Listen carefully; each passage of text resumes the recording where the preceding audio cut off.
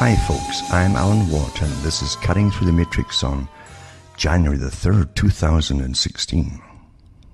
I'm sure of those among you who are educated into the big system and what's been happening, what runs the world, and what always plans the future, that you're not really looking forward to this year because the big technocratic bunch who run the world, along with the bankers and everybody else involved in controlling everything that you need to live on, are on such a roll now as they set up their fake treaties, basically, which aren't treaties at all. They call them agreements, like the COP21, and that way it doesn't have to go through parliaments or senates or anything and get debated.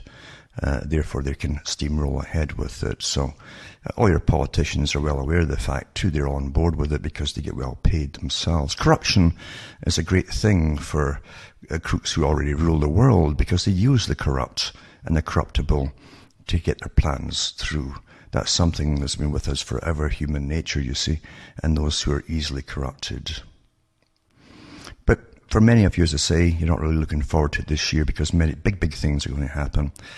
And it's only the start of the beginning. In fact, they actually say that this is the big start of the big steamrolling push to implement a completely new way of living step by step. Not all at once, naturally, because they don't want to terrify you and have rebellions. They want you to acquiesce and go along with it all, thinking as you're conned every step of the way by their paid-off corrupted scientists that you have to do it to save the planet and et cetera, et cetera. So anyway, this is part 3 of A Code of Green, where I bring in the big players in the Western world especially. We don't know so much about China, but we know that they have a trilateral member as well. The Trilateralist Commission is a private club on board with all of this, and there's many reasons why they brought China into this and made them the manufacturer for the whole planet. That was decided way back in the 1930s. They would eventually do that. So you're living through, as I say, a planned agenda, and that's why the future isn't ever what it used to be, because it's all pre-planned. And it gets awfully boring the more you study, and for the years and years and years of study, to realize you simply live through a script. You really live through a script. When I was young in school, I knew from the books I was reading in the library that the future, even for Britain, for instance, and most of Europe, was to be deindustrialization, massively so. And sure enough, through the 70s and 80s, they had the deindustrialization going on. And they wouldn't tell the public that it was all pre-planned and part of these secret deals they'd made at the top in global governance, as they like to call themselves today. Now they're more out in the open. And the fallout was incredible. The suicide rate in Britain overtook that of Sweden for the first time. It was massive. People getting laid off and losing everything, no jobs to go to, and so on. But they also have much more planned as well. Then they followed it with waves and waves of immigrants from diverse cultures to not just dilute, but try to extinguish traditional cultures across Europe. And it's still going on today, of course. So there's many reasons why they do everything. There's never something simply a simple fallout of anything. There's always a reason for it, pre-planned in advance, because these guys never let any opportunity go to waste, as they say, themselves, especially crisis. They create the crisis, and then they say, how can we use this to our advantage? But they plan to bring on the crisis or the causations of it, and then fulfill their agendas through it. They're awfully good at this too. And all they need to do, really, is keep doing it, because you'll never get anybody in a top position come out and saying, yeah, we did it, you know. We have had some amazing statements in the past by various members of the Rockefeller family talking about the fact that they've done a lot of things and really guided the whole system of the United States for a long time. But you'll never get the perpetrators ever coming out and saying, yeah, we did this and we did that, and we shot Kennedy and we took down the towers in the US, and it'll never happen, never ever happen. As I say, the preponderance of evidence in a courtroom leads to the verdict. and you have all the preponderance of evidence, but of course you'll never get admission, and that's what you count on in these systems, the system actually that we do live in. Now, what I say on talks is not all that I know about certain things. It would take far, far too long, because you'd literally wrap them into many university courses, in fact. But the fact is, I'm giving you the basics of how the system operates. Those involved, as you live your lives, there's been members of the same organizations before you were born, when the organizations had different names and titles, and some of them were really secretive, even from top politicians. And now they simply come out with their self-given titles. Some of them sound awfully official. You think they're national or governmental, but they're not. Although they put their own members into governments and all the top bureaucracy of central governments and so on. So we're dealing with a very old plan of technocracy, and the idea being that an intellectual elite, a real intelligentsia, who have managed to acquire wealth, tremendous wealth, which influences the direction of nations, wars and everything else. And therefore, if they've held on to it long enough, and again bred properly by inbreeding to an extent with each other, because they truly are eugenicists at heart, then they believe, and held on to their cash, not lost it, not had wayward sons or daughters that would go off and spend it all, then they have the right to rule the world properly. And properly to them means they can't have urban sprawl. You see, the terms they have got negative connotations. They don't have this spreading out from the overcrowded city. They have sprawl. When you move anywhere, it's sprawl. You're part of the sprawlers, you see. And that's how they condition you from birth. You hear these terms getting used, and it sounds nasty and all that, and therefore, without even thinking, you might even be on board. Well, I guess that's true. It's untidy, etc., etc. But they don't want you either choosing what to work at, or where you live. All of that, all free choice, true free choice, not the fake ones that give you this or that, which both lead in the same direction at the end. But they don't give you free choice at all, because they don't believe that you are orderly enough and are wise enough to use free choice properly and wisely. So therefore, they're going to do all for you. In the meantime, too, naturally, you'll find these players that I mentioned, and who push the Al Gore agenda and all the other guys involved in this big agenda, much bigger than Al Gore. Then you find that they're also going to be the masters of all production and distribution across the world of everything you need to live, all energy and everything else. Energy was to be the first thing they took over, all forms of energy. If you control that, you control the entire system. You control how people will live, what kind of economic state they will be in or level they'll be in.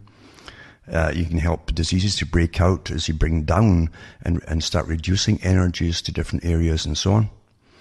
And at the same time, these guys at the top profit incredibly from it. So they live like no king has ever lived before in the past, with the whole world's income heading their way, you see. Not just national income and a national king or queen, but literally an international, global world society. All tax money coming through their special so-called green banks, like the Rothschilds one, the private one in Switzerland, and all the different ones affiliated with Goldman Sachs. All these characters are more related than you know. So it's a very old agenda. And they have studied all the previous civilizations, how they prospered, how their economic system ran, what led to declines. And they know that they can actually introduce all the things that led to the declines of societies, including the loss of all morality in society that kept them strong. And if you do that in a modern time, then you become easily led like sheep. You don't have family structures anymore. You don't get taught proper rights or wrongs. Things, not proper right or wrong is something that's going to be detrimental to your own future and those around you, basically. But you don't know how to handle it properly today because we're all meant to be dysfunctional. We don't have a rock to hang on to, basically, as we're drowning. And therefore they themselves step up and say, well, we'll have to manage your whole way of living and how you live, and even if you get born and live at all. Because if they don't need you, you won't get born. It's a combination they wrapped into it of socialism, communism, and all the other isms, of course, that run the world today. And they've been awfully successful. They work intergenerationally for their goals. Sometimes they'll have a 50-year plan, a 100-year plan for one part of it. And you're now in the century of change. They called it in the 20th century, the 21st century was to be the century of change. Now, the great power magnates who are so wealthy today call themselves, in their club, they call themselves transhumans, under the guise of dishing out various charity, etc., and running vaccination programs across the world and various other things and so on. You think that they're just so wonderful. They just dish out cash to the poor and helpless. Nothing is further from the truth. It doesn't cost them a darn thing, and they profit because they all have massive shares in the big companies. They make the vaccines, some of them own them, in fact, and you pay for it. They get the tax money off you to pay for it all. And that's part of the key to these transhumans, as they call themselves, who have transcended personal selfishness under the gas, how they put across to the public, and they want to benefit the whole of humanity. Well, if I want your benefit, I would ask for it. I don't need you doing it through governments, including my own, and telling me what to do, you see. That's not democracy. That's not any kind of democratic government at all when that happens. But it is happening, folks. It's been happening for quite some time. If your government turns around and tells you, for instance, for the most simplest, ridiculous thing, like if you want to dig a garden, you must buy the shovels that this company makes by law, you would start getting a bit, what's going on here? But you see, you think nothing about it when these big characters, these moguls, through their lobbying groups and their payoffs, let's be honest about payoffs too, under the table payoffs to government officials, and get laws passed for how you're going to live, etc. Even right down to what you're going to eat, even the poisoned food that they own through their big corporate farms that they have with their GMO organisms, modified organisms, and soaked in pesticides that are killing you off. And they know it too, because they want population reduction of all of you. I don't need that kind of benefactor advising government on what I'm going to eat and forcing me until I've got nothing else to eat except that. That's exactly how they operate.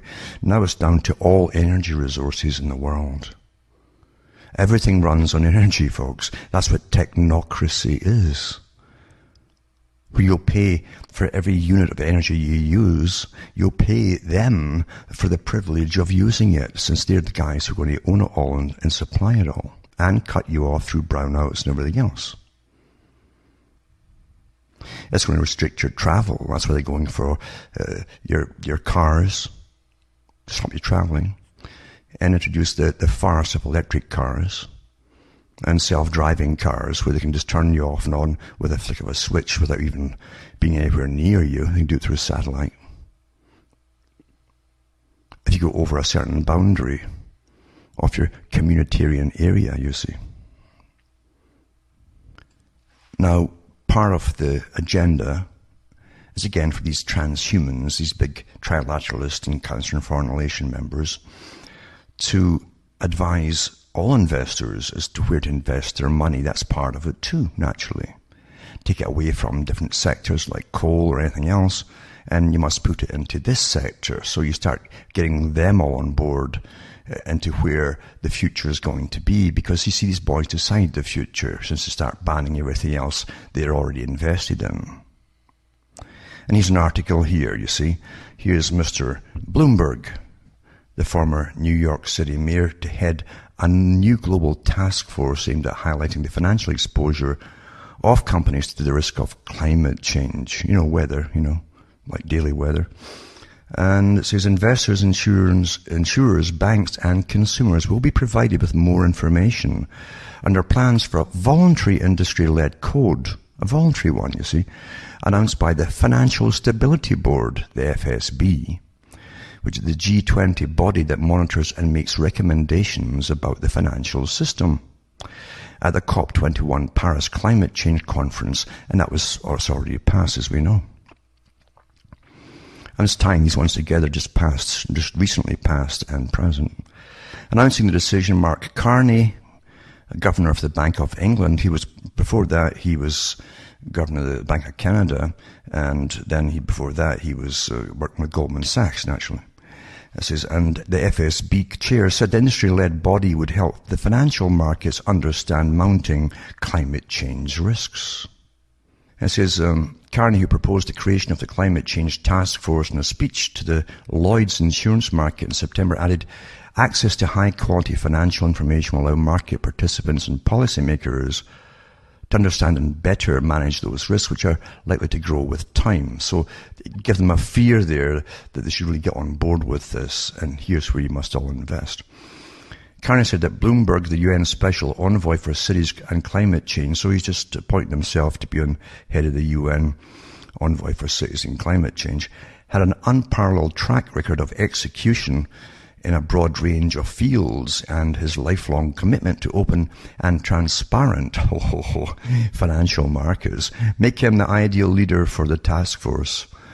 You're going to laugh. You really have to laugh at the way it's the simple speak that everything's presented to you like some children's story.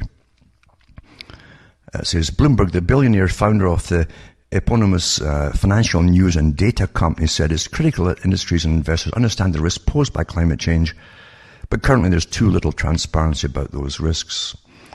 While the business and financial communities are already playing a leading role on climate change through the investments in technological innovation and clean energy, which of course they are invested in themselves, you see. So they push the businesses which they already basically at the top, they own already, you see. And I'm using your tax money to fund it all. This task force will accelerate that activity by increasing transparency. Understand, this is technocracy. Because technocracy, like communism, is almost like the state would be in control, but it's not really. These magnates will be in control of all the energy on behalf of the state, on behalf of you see. And it says the task will accelerate that activity by increasing transparency. And doing so, it will help make markets more efficient, and economies more stable and resilient. You better understand what they mean by stable economies, because it's sustainable development, folks, and resilient, you see. The FSB said the task force would complete its work within a year and would deliver specific recommendations for voluntary disclosure principles. As part of its work, the task force will conduct public outreach. And there was more propaganda for the public for brainwashing. Chris Cheatham, Global Chief Investment Officer, HSBC Global Asset Management, said, the establishment of this task force is an important step towards creating the transparency and consistent standards needed for investors and pension funds to understand the risks and opportunities within their portfolios as we change. The big word now is transition. That's what the buzzword, you see. They say transition here, but it's change. Remember when Obama got in, change is good? Didn't explain what changes he's talking about. It's all code words. The transition to a low-carbon economy. And then they tell you all the other ones too. Stephanie Pfeiffer, Chief Executive of GCC, or 11 GCC, a European network of institutional investors with 13 trillion, I think it says here, euros in assets, said access to high quality information can only help accelerate the reallocation of capital by investors in ways that will accelerate the low carbon transition. So if you all get on board and get out of the things you're into, get on board with this agenda and go along with what they tell you to put your money into, which is their corporations and things. More consistent, reliable carbon disclosure will make it easier for investors to evaluate climate risk in their portfolios and understand where the opportunities in clean energy and other essential low-carbon technologies lie. And it goes on and on and on. with the same, it's almost a bureaucratese speak, you see, which we should all be used to by now. And just as a side as well, it says, as Bloomberg is now head of this UN part of propaganda, you see, on clean energy and advising investors, I can just mention too that Bloomberg New Energy Finance Company, started by Michael Liebrich, sold to Bloomberg LP in 2009. Says this acquisition is the next step in Bloomberg's initiative to develop and promote the carbon and clean energy market. So his own big corporation, you see. There's a video you can look up too. It's called "Is Shading the Earth from the Sun a Solution to Climate Change?" But anyway, we're in the dark, all right. I'll tell you that much. We're in the dark because we've never been under such incredible propaganda as today, which makes perfect sense because the technologies they made sure that everybody got through their brainwashing, television, radio, and movies and everything else is so prolific. It's everywhere all the time. And so that naturally they can create the ideas, the memes that they put out there, and just promote through repetition until you think it's all quite normal. And you think that the Earth is only one Earth out of a billion different types of parallel universes. Things like that. I mean, no kidding, folks. They've got the folks spinning all right. But they certainly don't have their feet on the ground, and they've definitely got their head in the clouds somewhere, because the clouds, as you well know, are heavily sprayed by the chemtrails, and because we've been under weather modification continuously all over the place since 1998. Now another multi-billionaire is this guy here. Who knows all the other guys too at the top? Elon Musk and ExxonMobil Chief Executive Officer Rex Tillerson have starkly different visions of the world. That's how they present things to you. But in the best tool for fighting climate change, they agree. The idea is to put a price on greenhouse gas emissions. In its purest form, a carbon tax is the most effective way to cut emissions, and it's a policy supported by everyone from Al Gore to the biggest oil companies on earth. Well, they're not part of your government, folks. Always remember, none of them are. More than 190 countries have come together in Paris over the past 2 weeks to forge a complex global pact to fight the looming environmental catastrophe. Unfortunately, the one policy everyone wants never really made it to the negotiating table. This is in Paris, US President Barack Obama and Elon Musk both spoke in support of a carbon tax. Carbon tax. This invisible, minute trace gas, that plants need to survive. And everything that lives gives off carbon dioxide. Including you, remember that. You're carbon-based creatures.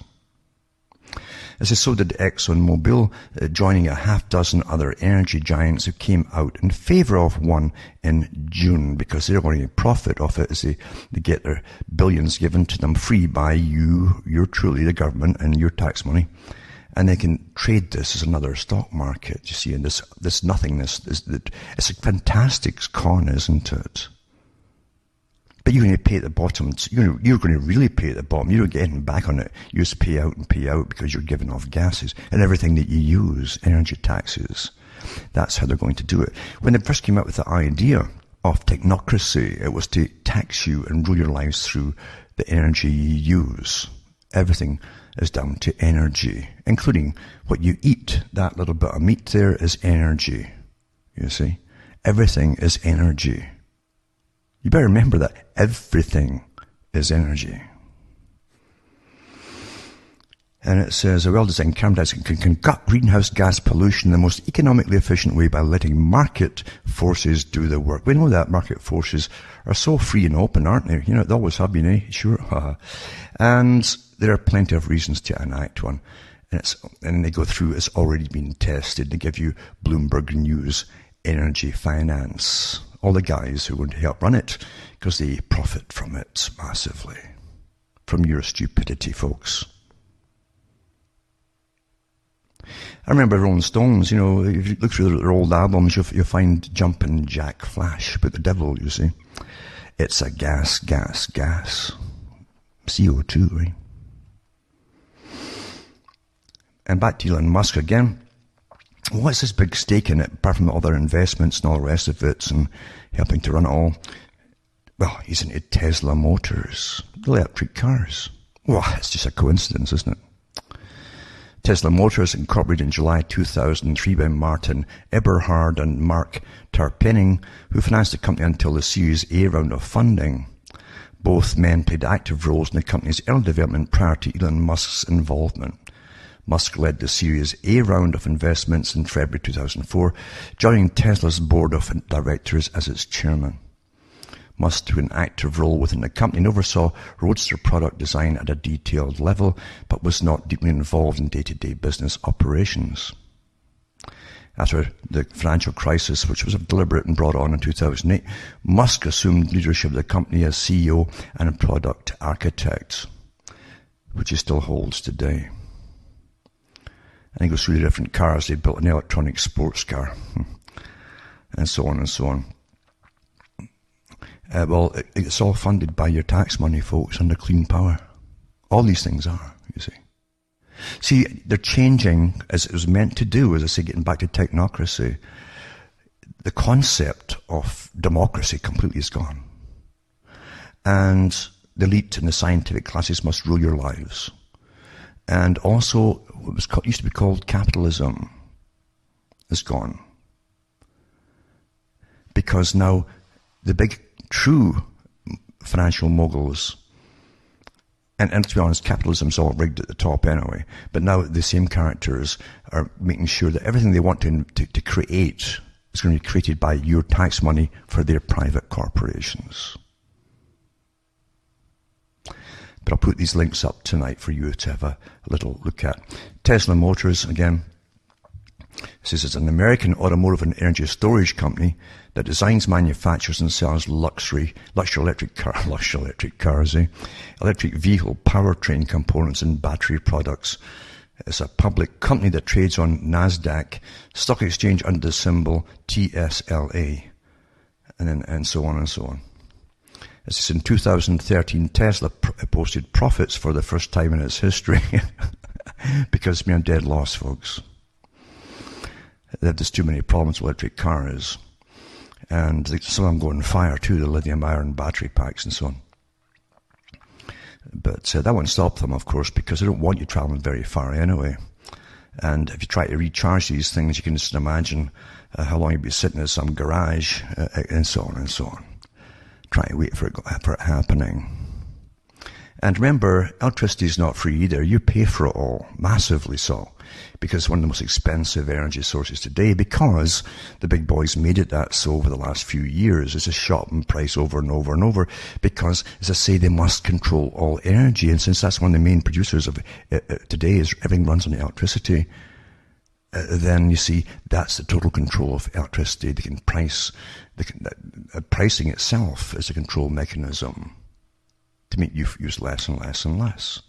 But they don't, because you're using less, they're not losing money in these big corporations, you see, in electricity. They simply up the prices all the time, which gives them actually more profit for producing less.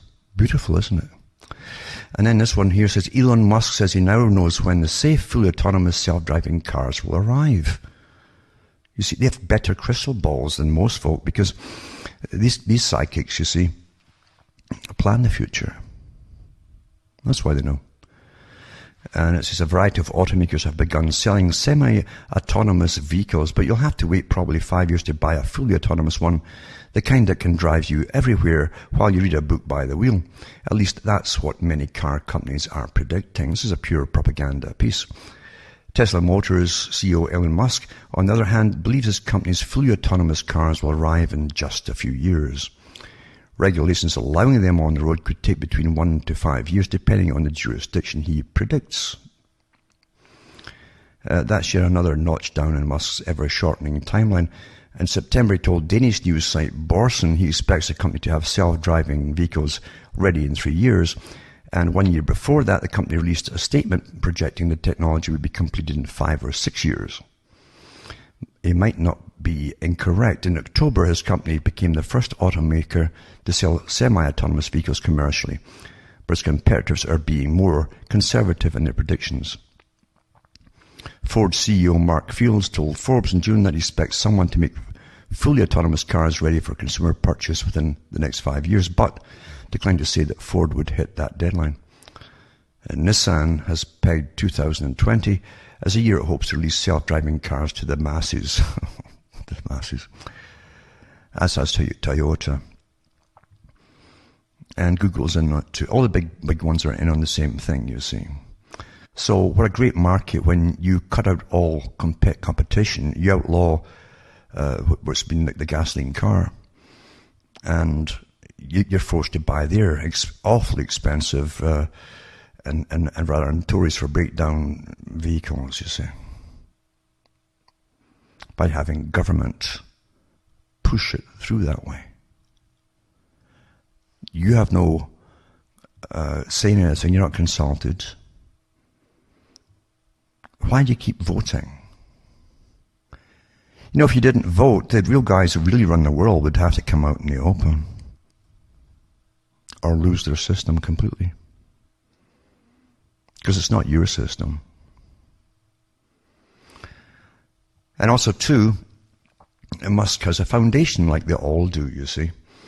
But it's such a comical thing because you punch it up and all it gives is grants are made in support of renewable energy research and advocacy, human space exploration research and advocacy, pediatric research, and science and engineering education. So there you go. That's all it says.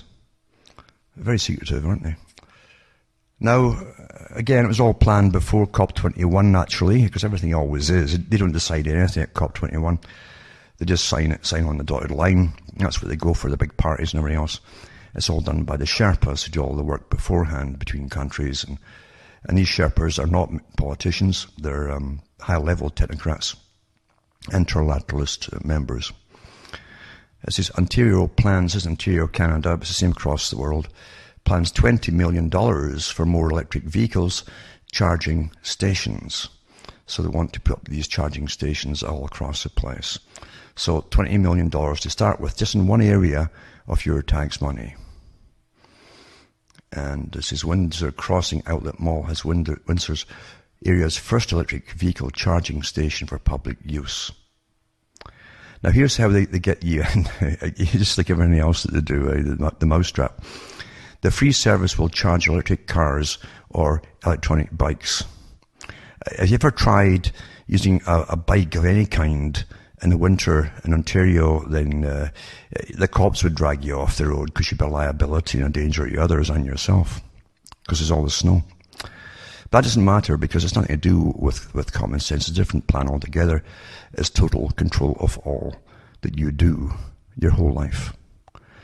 So the Ontario government passed the plans Tuesday to spend $20 million this year on more public charging stations.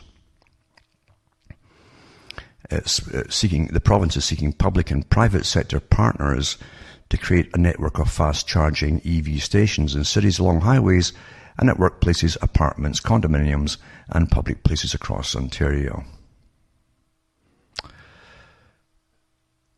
So there you go. You know, it's just what you expect, and they give you the usual scary scenarios of climate change is costing the people of Ontario already. It says, which is nonsense, but that's what they push. You know, and it's amazing what the more they repeat things, even if you're living through and seeing things differently yourself, most folks start to believe what they're told. They can't all be wrong. You know, the sky during the day should really be black. You know. And then you start to believe it yourself. That's how it works. Repetition. And then this one here, provinces to set more ambitious climate change targets. Ontario Premier Kathleen Wynne says. So once you're in the books, you see all the other stuff that's already on the books, drafted up years and years and years ago, is they blow off the dust and bring it out and then get their plan into gear, you see. So the Ontario Premier Kathleen Wynne says she believes that Ottawa and the provinces will set ambitious new countrywide carbon emission goals after the premiers meet with the Prime Minister Monday. It comes a week before the International Climate Change Conference in Paris. It was already planned, you see, where the leaders are expected to commit to reducing their carbon-based energy demands. I don't think will even necessarily have numbers set before Paris, but I believe that this conference and the aftermath of the Paris, it's a good word for aftermath, the conference will lead to a more ambitious target. So, they're going to put the partnership and a stronger partnership in provincial and territorial environment ministers and so on. It says here there's been more discussion amongst environmental ministers. It's quite amazing too, because in the British Commonwealth countries, even though they don't call it so much that, but they still do at the top, mind you, and they'll swear allegiance to the Queen in Canada and Australia, New Zealand and everywhere else, where Britain has had the empire, the old dominion as they call it. They call the politicians ministers, the ones that are appointed in charge of this or that or whatever. And at the same time, minister is always someone who preached a religion. Isn't that coincidental? Because they're certainly preaching a religion now, of greening. And I always think these things are awfully comical and quite the so-called coincidences, which of course they never are. But anyway, they say that for the past decade, Murray said environmental ministers have been discouraged from discussing climate change as something the federal and provincial governments would work together on. Now it's changing, and Wynne says she's hopeful the upcoming meeting will also make a stronger partnership between Ottawa and the provinces. In other words, they want the federal government to start this mandate that they pass all these different resolutions. And again, you're going to pay for all this, for all these multi-billionaires to get even stinking rich and get more power over all of you by law, because you must use what they're owning, their energy and all the rest of it, and yada, yada, yada. And you must use your tax money and pay your more and more tax money for these big green projects, as I like to call them, this racket. Quite something, isn't it? Then, remember too, I'm talking about Canada, but you can take this, everything I'm reading here, and put it into the US across your states, and everywhere else across the world. It's the same agenda, you see. It's a global agenda. And it says Alberta to introduce a carbon tax. Canadian province in tar sands heartland addresses criticism of inaction on climate change by announcing carbon tax and coal power phase out. Now, all you're left with then is nuclear. And since they're already closing old nuclear plants, not building new ones, you're going to end up with energy poverty, as they call it. And that's part of austerity, folks. It's all part of the plan. So, Alberta, home to the country's controversial tar sands, said Sunday it will implement an economy-wide tax on carbon emissions 2017. Provincial government estimated the plan, including a pledge to phase out pollution from coal-fired electricity generation by 2030, and a limit on emissions from the province's oil sands industry would generate 3 billion Canadian dollars in annual revenue taxation, in other words. And what it's going to do too, apart from all companies that are going to go under, of course, naturally, unless they put all their money into, all investors put their money into Bloomberg's big plan. And there's your blackmail for you. You better join our stuff because we're going to phase you all out by law. This is piracy, folks, because crooks run the world. Backed by prominent representatives from industry and environment movement, Premier, wait, but it's an environmental movement. It's like a special priesthood that gets born separate from the rest of us or something. Premier Rachel Notley said the province was trying to do the right thing for the future. Notley's the left-leaning New Democratic Party, it's more left than Karl Marx, took power earlier this year, ending 44 years of conservative rule. It says it will help us access new markets for energy products and diversify our economy with renewable energy and energy efficiency technology, Notley said in Edmonton. Alberta has the world's third largest crude reserves, but its tar sands industry is also Canada's fastest growing source of greenhouse gas emissions. Coal too, with all the filters they go through, and have had these filters for many, many years, from about 30 odd years, maybe 40. There's almost clean stuff that comes out altogether. It traps all the carbon. It doesn't matter. See, facts don't count when the big con must get pushed through. They're willing to kill you if you don't go along with the con. Seriously, folks, in the future you're going to see that. It says US President Barack Obama rejected the project 6th November, explaining that shipping dirtier crude oil into the US would not enhance the country's energy security. In other words, the big moguls in his country have leaned on him. Alberta's energy sector has also been hammered with thousands of layoffs in recent months due to slumping global oil prices. We've got a glut of oil everywhere. Of course, you have cheaper gasoline, but no, they're going to take it all away from you, you see, by law. It said this plan was endorsed by several major oil companies, including Suncor Energy, Cenovus, Canadian Natural Resources Limited, and Canadian division of Royal Dutch Shell. Now, you think about it, folks, when all the big corporations that deal with it are in on the scam, you better believe that they already have the money sunk elsewhere too. And they're going to use your tax money again to pay all these free carbon credits to trade amongst themselves. And it goes on about the different environmental groups and so on. Again, it's not democratic when all these different groups funded by your tax money. Amazing too, I've often thought about it because Canada's more open about the fact that they fund all these different NGO groups along with the big private corporations through their foundations. And they fund them to lobby the government to pass all the agendas that the big boys want passed. It's quite amazing. It's so comical. And the province estimated the new plan would cost the average household about $320 per year in 2017 and $470 per year in 2018. A lot more than that because the dollar is dropping in value all the time, regardless of the economy, because we're given debt money to start with. That's why at one time, back in the 20s, folk could live on about $10 a week quite well, actually.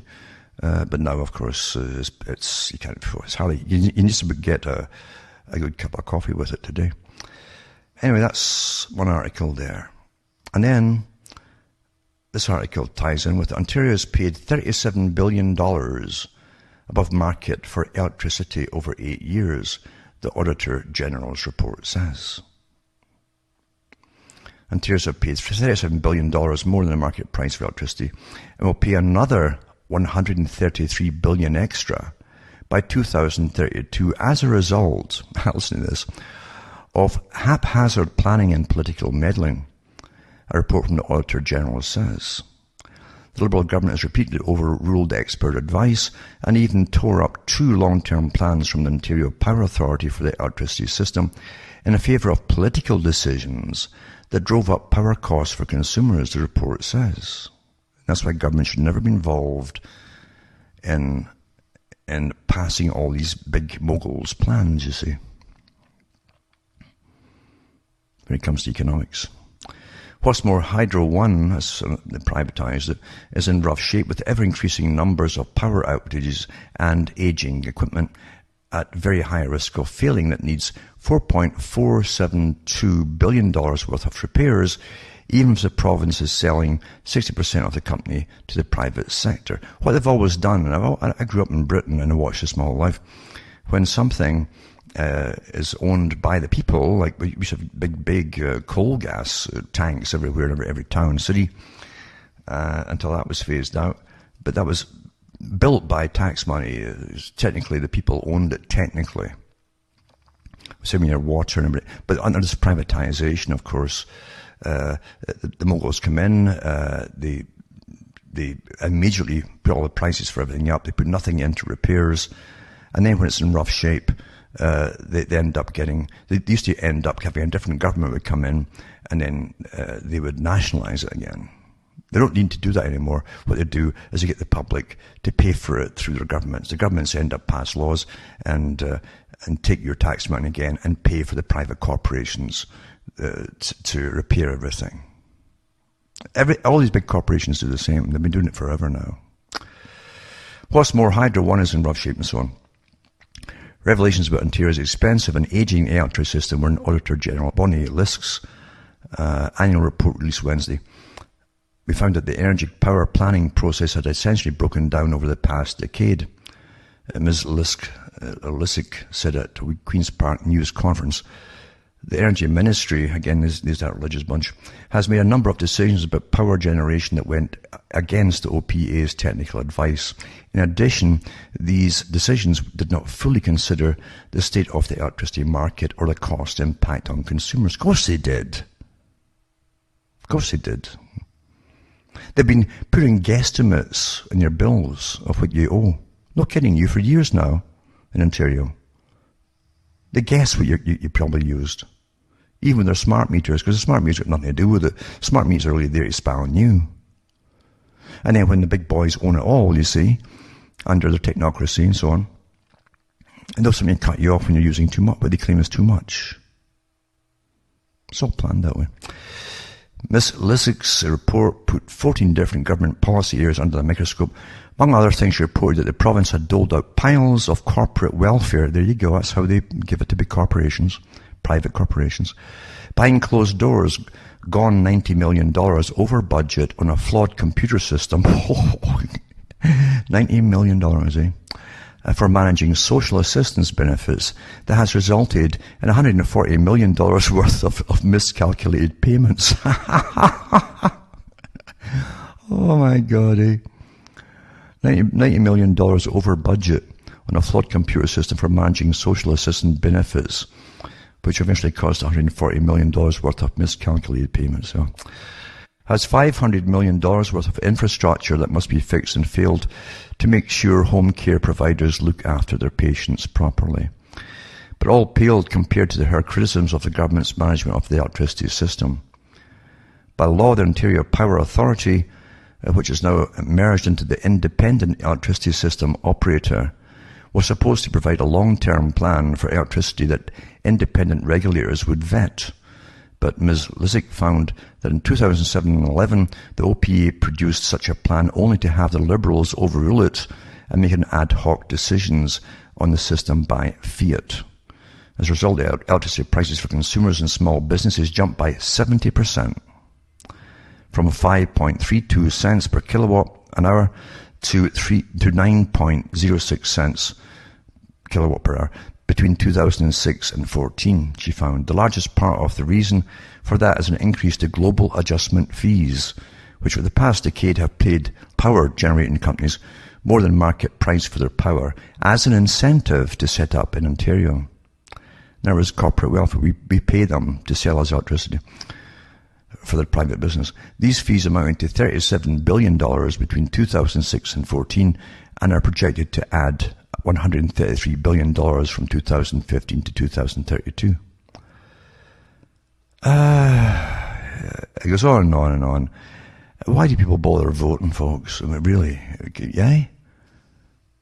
I like to know these things, but again, they always give you a circus, a big circus. Now they have to give you really emotional circuses and really get folk believing it's all real again by a good show, and that's what they're doing in the States right now. The States puts on much better shows, and they know that people are so disgusted at politics, and regardless of who's in, they have to give you a real show, because they're always the whole American psyche has been created for the public. When you hear certain tunes, generally created by Hollywood for war movies, the hands to the heart immediately, the flags there and the whole thing, they're ready to join up and go and fight whoever they're told to go and fight. And they cry so easily at these things, you know. But they also believe through other Hollywood movies, it's always the one. The one will save them.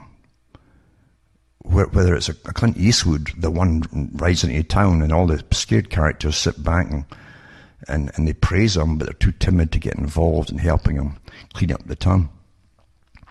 Things like that.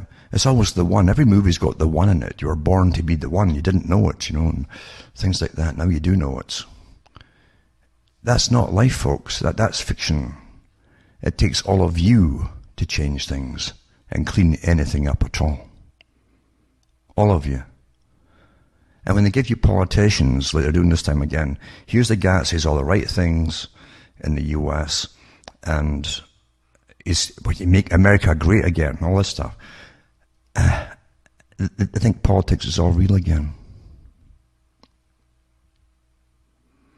When I hear someone coming in saying, I'm going to tear up all these UN treaties, I'm going to tear up all these different corporate welfare treaties that they've got and bills and so on. Tear them all up. And nothing will be done in the country unless it benefits the people, because the people are the country, not the government or the corporations. Then I might believe them, but even then I'd be awfully suspicious until they get in and I start doing it, because they all say the right things to get in, don't they? We've been conned and conned and conned for so darn long. And that's why they have to give them a better show this time in the US than they've had for years. Get the emotions involved. When emotions are involved, you'll never make a critical, logical, reasoning decision. And it's stage run. It's just like wag the dog.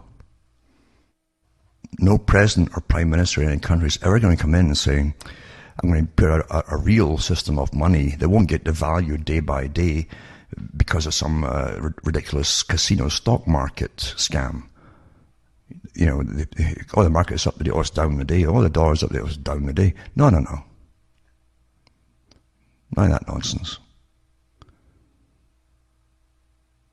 And create something based on something as opposed to based on nothing. We're sold debt money, which means that the dollar or the pound or anything else or the euro is worth less than its face value automatically to pay off what's owed on it. And that's why a coffee that cost you 40 cents back in the 1980s now can cost you about $3. Devaluation. In other words, reduction of the buying power. What can you get for that dollar? It's devalued every day, never mind every year, by the scam artists that run it all. And unless that was ever rectified, nothing's going to change. The crooks will always be in charge of your whole darn life. And that's what I'm talking about tonight. This beautiful scam of, greenhouse gases. What is greenhouse gas? If the Earth didn't have so-called, what they now term greenhouse gas, nothing would live in it. Most of it's water vapor, what they call greenhouse gas. And all the different oxygen, all the rest of it. And CO2 is one of the smallest trace gases in it.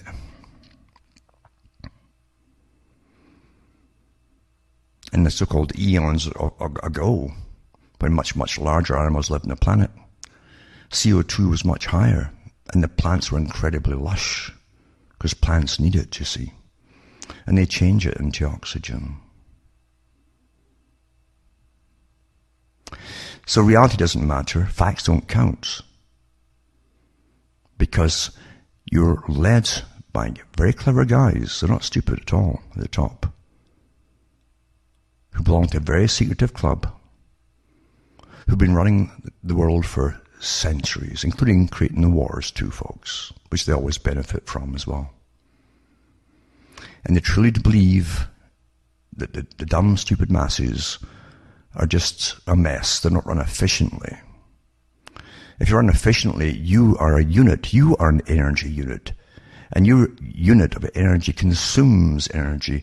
And when they can say, okay, we've allowed the planet to give birth to so many millions of people this year, how much can we get into our bank accounts? Well, this is the big boys talking, and their life expectancy. Because it will plan in advance what you only pay and pay for the very basic items you need. Food, shelter, clothing, and some way to earn your energy units, which you'll pay all back to them. Governments already do that when they're borrowing money. Look upon what they expect the population growth to be in the next 10 years or so. And which means that over 10 years, 20 years, they'll know pretty well, a good figure, pretty accurate on the kind of income they can get off those people as they get into the workforce and so on. We are farmed. We're farmed as Charles Fort said. And when they want you for wars and everything, and they build up industrial economies, they really get you farming then, and they make things a bit more easier, and then they might even let the common man buy some little wooden shack somewhere he calls a house he's very proud of, which they knock down in 20 years' time, mind you. But they give you little things. They give you cheap booze and cigarettes and things like that. When you're in a vehicle, maybe, you see. But once you've done your bit and they take away your industry, you're post-industrial, they take it all away from you again. We're farmed. Increase the herd, reduce the herd. When you want for war, same thing. Breed them up. Send the young guys off.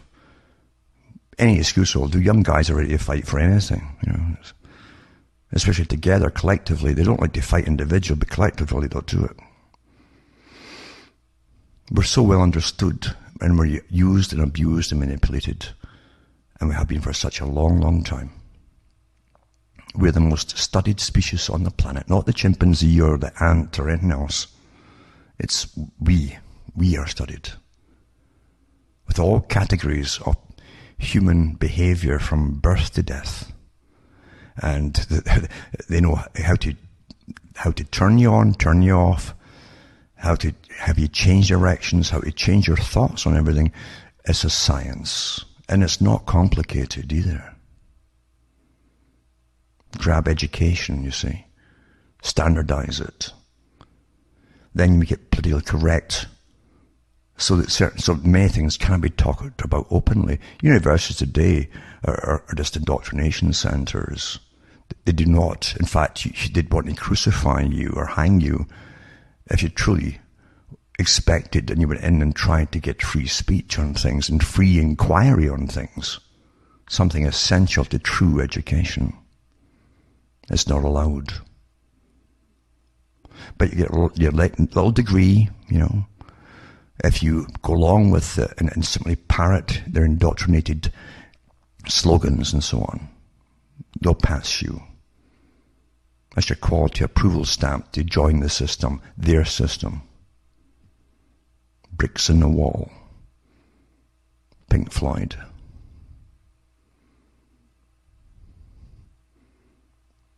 That's what it's about. But meanwhile, you think you're free. They'll give you choices between this cell phone and that cell phone, and they're all false choices.